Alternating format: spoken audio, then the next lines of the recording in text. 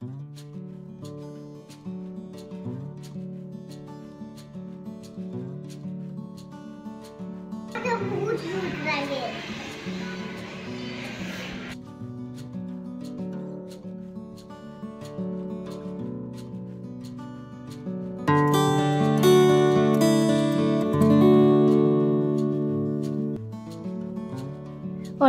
পরে আবারও নতুন করে শুরু করলাম। বিগত 2 সপ্তাহ ধরে মনের মধ্যে যে আমার কি চলছে সবটা যদি তোমাদের খুলে বলতে পারতাম তাহলে হয়তো একটু হালকা হতে পারতাম। দিন শেষে আমি একজন মা, তাই কোথাও যেন একটা ভয় আমাকে কুড়ে কুড়ে খাচ্ছিল। আমি ভেবেই নিয়েছিলাম হয়তো তোমাদের সঙ্গে আর আমার দেখা হবে না কোনোদিনও। আমার এই শখের কাজটাও ছেড়ে দেবো ভেবেছিলাম, কিন্তু একটু একটু করে গড়া এই পরিবারটা ছেড়ে যাওয়াটাও মোটেও সহজ মনে হয়নি আমার কাছে। এখানেও একটা চাপা কষ্ট আমাকে গ্রাস করছিল বিগত কয়েকদিন ধরে। যে মর্মান্তিক ঘটনাটি ঘটে গেল আমাদের রাজ্যে, তাতে নিজেকে খুব অসহায় লাগছে। আচ্ছা, মেয়েরা কোথায় সেফ বলো তো? নিজের কর্মস্থানে যদি সেফ না থাকে তাহলে আর কোথায় সেফ থাকবে? আমরা এই কোন সমাজে বাস করছি ভাবতেও ভয় লাগছে, তার সঙ্গে সঙ্গে ঘেন্নাও লাগছে। তার সঙ্গে সঙ্গে এটা ভেবেও ভয় পাচ্ছি ভবিষ্যৎ প্রজন্মকে আমরা কিভাবে এই ভয় থেকে উদ্ধার করব। ভাবতে গেলে গায়ে কাটা দিয়ে আসছে আমার। সবাইকেই দেখলাম এবার দোষীদের শাস্তি হওয়ার আশায়, বিচার পাওয়ার আশায় পথে নেমেছে। দেখে ভালো লাগলো, কিন্তু সত্যি কি বিচার পাবো আমরা? সত্যি কি স্বাধীনভাবে বাঁচতে পারবো বলো তো? অনেক দিন তো হলো, এবার যেন দোষীরা শাস্তি পায়, আল্লাহর কাছে এটাই চাইব। বেশ কিছুদিন ধরেই বাচ্চাগুলো একটু ভালো কিছু রান্না করতে বলছিল, কিন্তু আমি করতে পারছিলাম না। কোনো রকমে 2টো রান্না করেই নিয়ে বসে পড়তাম ভালো কিছু শোনার আশায় ফোন নিয়ে। কিন্তু ওরা তো বাচ্চা, ওরা তো আর কিছু বুঝতো না, তাই বায়না করতো মা এটা বানিয়ে দাও, ওটা বানিয়ে দাও। কিন্তু ওদেরকে কোনোভাবে এড়িয়ে যেতাম। ভালো লাগছে না আজকে বাবু, এটা দিয়ে খেয়ে নাও, ওটা খেয়ে নাও। কিন্তু আজকে মনে হলো না, ওরাও তো একটু বাচ্চা, তাই আজকে একটু ছোট্ট করে আয়োজন করলাম ওদের জন্য। আর এটা দেখে ওদের যে মুখের হাসিটা, সেটা তো আর বলার নেই। আর এই কয়দিনে ঘরের কোনো কাজও ঠিক মতো করিনি জানো। ভাবছি আস্তে আস্তে আজকে কাজগুলো গোটাবো। জীবন তো আর থেমে থাকবে না আমাদের, কালের গতিতে ঠিকই চলতে হবে। তবে তার সঙ্গে সঙ্গে নিজেদেরকে একটু প্রোটেক্ট করতেও হবে, আর তার সঙ্গে বাচ্চাদেরকে ঠিকমতো গাইড করতে হবে নিজের প্রোটেকশনটা নেওয়ার জন্যই। তার জন্য যদি মার্শাল আর্টে দিতে হয় সেটাও দিতে হবে। তারপরেও কেন জানি না মনের মধ্যে থেকে ভয়টা একদমই যাচ্ছে না। একটা মা, একটা বাবা তার সন্তানকে মানুষ করার জন্য সারাটা জীবন লাগিয়ে দেয়। সেই ছোট্ট থেকে বড় হওয়া অবধি, তাকে একটা ভালো জায়গায় দেখতে পাওয়া অবধি স্বপ্নটা দেখেই যায় যে ভালো কিছুর আশায়। কিন্তু তারপরে কি পেল? তারপরে কি পায়? আমার আগে খালি মনে হতো পুচকুদেরকে একটা ভালো পড়াশোনা করিয়ে একটা ভালো জায়গায় চাকরি পেয়ে গেলে আমার শান্তি। কিন্তু সত্যি কি শান্তি বলো তো? এই ঘটনার পর থেকে না একটুও শান্তি পাচ্ছি না, সত্যি বলছি। সবাইকেই দেখলাম কতজন কত রকমভাবে পোস্ট করছে, কতজন কত রকমভাবে অ্যাক্ট করে দেখাচ্ছে, অনেক কিছুই তারা পোস্ট করছে। কিন্তু বিশ্বাস করো, আমি অনেকবার পোস্ট করেছি, আবার অনেকবার ডিলিটও করেছি। কেন জানি না ভিতর থেকে আসছিল না আমার ব্যাপারটা, যে কি লিখবো, কিভাবে প্রোটেস্ট করবো আমি বলো তো। মানসিক দিক থেকে না আমি সত্যি খুব ভেঙে পড়েছি।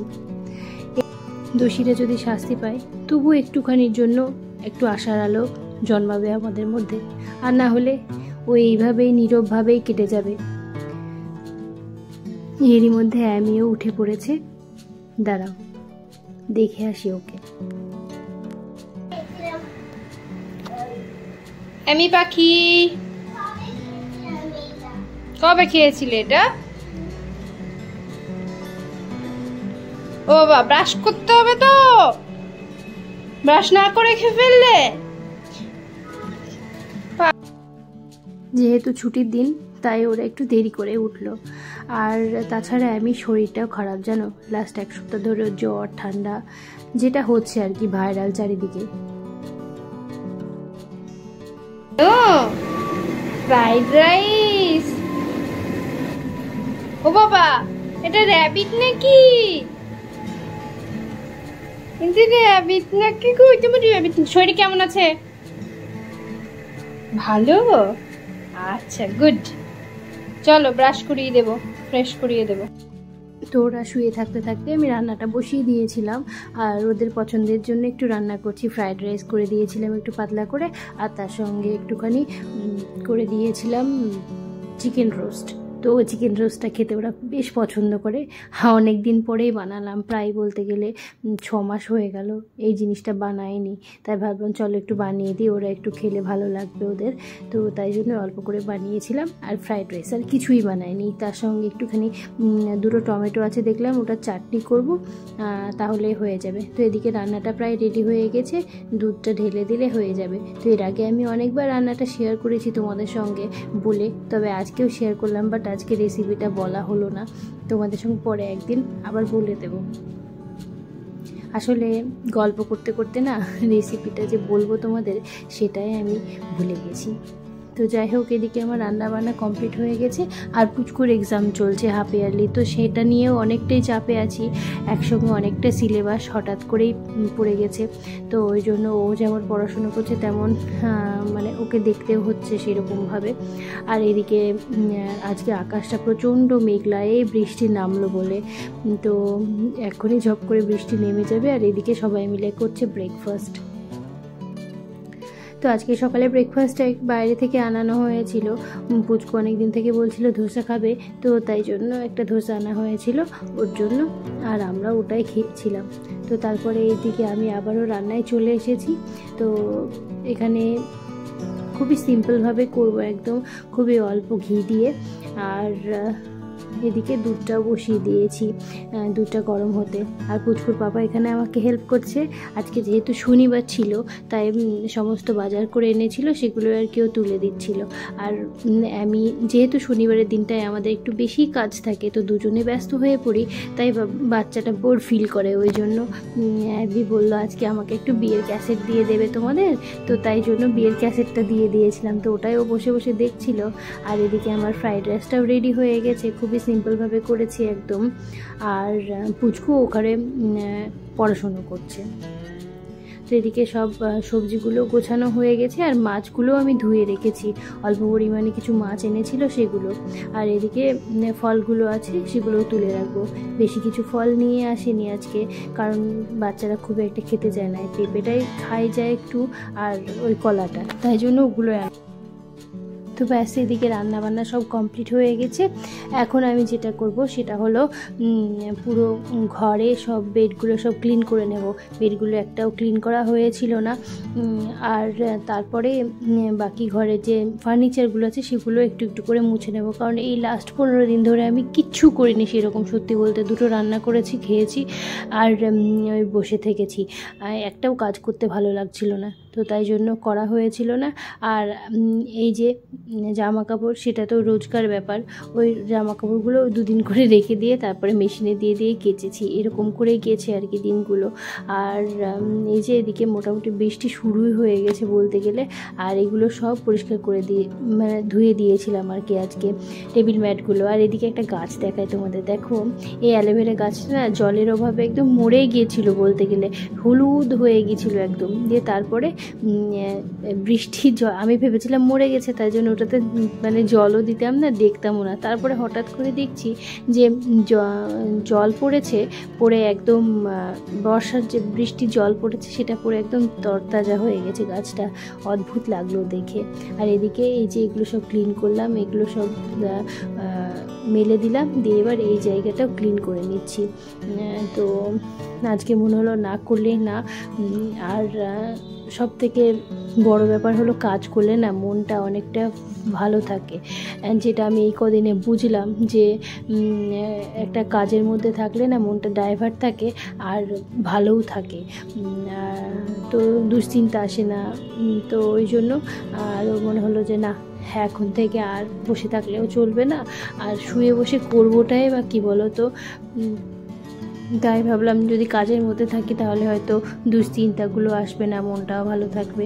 আর সত্যি বলতে আমি সত্যিই ভেবেছিলাম যে আমি আর ইউটিউব করব না বা ভিডিও আপলোড করব না, কিন্তু তারপরেও সেখানে গিয়েও আমার নিজের মনের সঙ্গে একটা যুদ্ধ চলছিল এতদিন ধরে, যে আমি এতদিন ধরে করে এলাম, তারপরে হঠাৎ করে আমি এরকম করে ছেড়ে দেব, কি করে দেব, মানে মনকেও একটু বোঝাতে পারছিলাম না সত্যি বলতে। তো তারপরে পুচকুর পাপা আমাকে বললো তোমার যতদিন ইচ্ছা, যেরকম ইচ্ছা দাও, না ভালো লাগলে তখন ছেড়ে দাও, তাই বলেছিল ও আমাকে। তো তখন মনে হলো ঠিক আছে, দু একটা ভিডিও আমি দিতেই পারি এইরকমটা। আর এই যে ইনি দেখতে দেখতে দেখছেন আর আস্তে আস্তে এসে আমার সঙ্গে বক বক করছেন।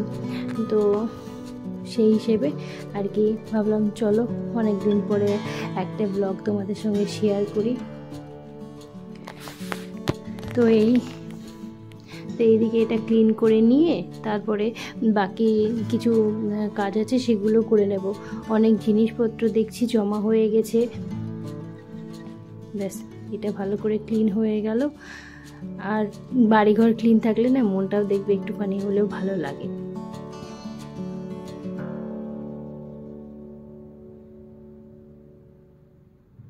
তো তারপরে এইদিকে কিছু বোতলগুলো ছিল সেগুলোতে পরিষ্কার করে সেগুলোতে জলগুলো পুড়ে নিচ্ছিলাম। তারপরে আমি চলে এসে এদিকে ওর নাকি খিদে পেয়ে গেছে খুব, এবার কি খাবে সেটাও বুঝতে পারছে না। প্রথমে একটু কলা খেতে গেল, গিয়ে বললো আর খাবো না, ভালো লাগছে না, মানে এই আর কি চলতেই থাকে ওর বাড়িতে সব সময়। তো তারপরে বলছে ম্যাগি বানিয়ে দাও, এই সব বাহানা বাচ্চাদের যা হয় আর কি। খুলে দেখো আছে নেই।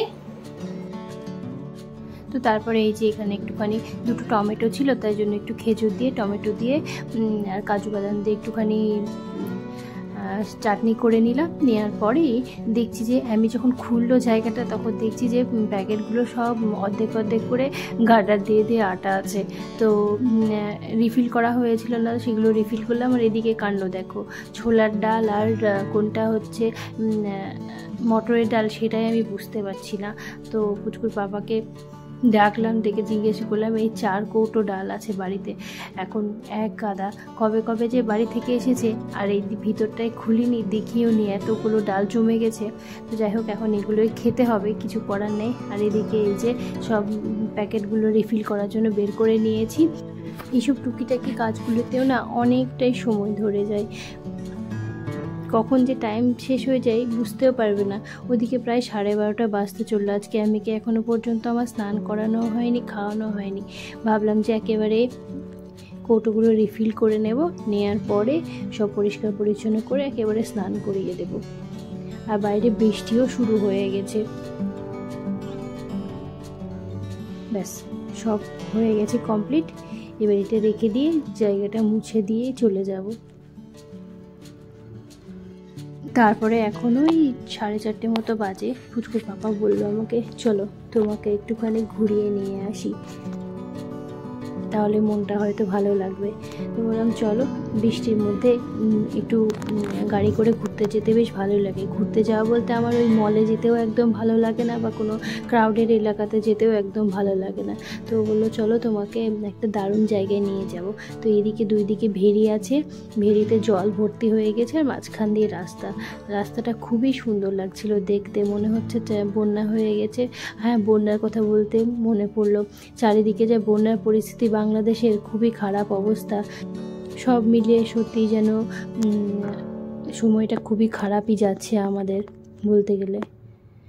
তো আল্লাহ যেন খুব তাড়াতাড়ি সকলকে সকল দুঃখ থেকে সকল বিপদ থেকে মুক্ত করেন। চলো আজকের মতো ব্লগটা এই পর্যন্তই রাখছি, আবার তোমাদের সঙ্গে দেখা হবে পরের ব্লগে। ততক্ষণ অবধি তোমরা সবাই সুস্থ থেকো, ভালো থেকো, সাবধানে থেকো, কেমন? আসি তাহলে। আর হ্যাঁ, চ্যানেলটি সাবস্ক্রাইব করতে ভুলো না যেন। যারা ফেসবুক থেকে দেখছো তারা কিন্তু চ্যানেলটি ফলো করে দিও, ঠিক আছে? আসছি।